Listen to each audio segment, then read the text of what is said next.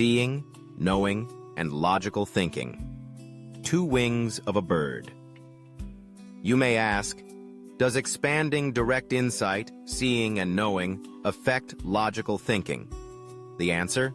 No. They complement each other.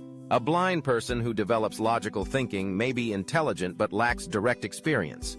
A person with sight who merely sees without thinking may remain visually aware but not truly wise. A lesson from Buddhism.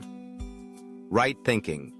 Cultivating logical reasoning. Understanding cause and effect. This is the foundation of learning the Dharma. Right. Concentration. Deepening awareness and sharpening perception through direct experience. This is the practice of developing wisdom. These two elements are like the two wings of a bird, working together to bring balance and wholeness in one's development. By cultivating both study and practice, you will soar higher in life.